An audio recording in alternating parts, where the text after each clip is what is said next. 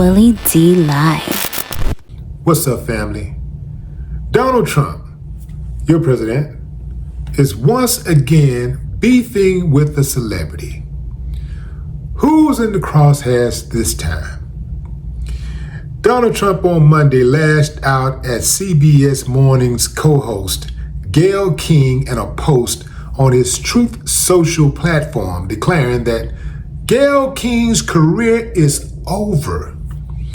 She should have stayed with her belief in Trump, the president added. She never had the courage to do so. No talent, no ratings, no strength. Trump's remarks came alongside a link to a New York Post article suggesting that King's future at CBS is murky amid declining ratings and reported internal concerns over so-called woke coverage. CBS has not commented on Gayle's status, and Gayle has not responded to Trump's post. It remains unclear what Trump meant by her alleged prior belief in him, given her long-standing criticism of him. Trump's attacks on King, though, comes just weeks after CBS announced the cancellation of The Late Show, whose host Stephen Colbert is an unrelenting critic of the president. The last episode would air in May 2026. The network cited financial pressures for the move, but it comes after CBS agreed to a controversial $16 million settlement with Trump, and its parent company, Paramount, sought to merge with Skydance Media. That request has now been granted. Shakedown, one may think. Wow, absolutely amazing. Yet another Epstein distraction. Where are those files? Yeah. If Trump wanted to be a TV critic, perhaps he should have went for that role instead of running for president of the United States. This is a straight up shakedown. He's making these networks pay him left and right. Can't nobody say anything about this dude, or else he's gonna try to figure out a way to hit you in the pockets. That sounds like an authoritarian government to me. It would probably be a smart thing for Gayle King to not respond, but she's in the media, and people in the media don't know how to lay low. They got to respond to everything. So I'm sure there will be a response forthcoming soon. Lumpy is referring to himself in the third person, family. I mean, more and more these days, he's referring to himself in the third person. That's a sure sign he's viewing himself as an institution with absolute power as opposed to an elected official. Trump ranting about the simple things in life while the rest of the country is going through hell is very telling. With all the global and domestic problems facing us today, this dude is crying about TV hosts, celebrities, etc. What business is that of yours, Trump? This is not The Apprentice Show. With all of the global and domestic problems facing us today, this dude is worried about celebrities. He's worried about who said something to him about him. He's punishing Americans more than he's going after America's so-called enemies. America is in shambles with all of the gun violence, with all of the home invasions and carjackings and unemployment and people who cannot pay their rent, the high groceries.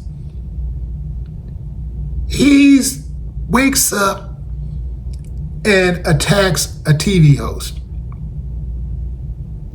He's attacking celebrities, anybody who got something to say about his job performance.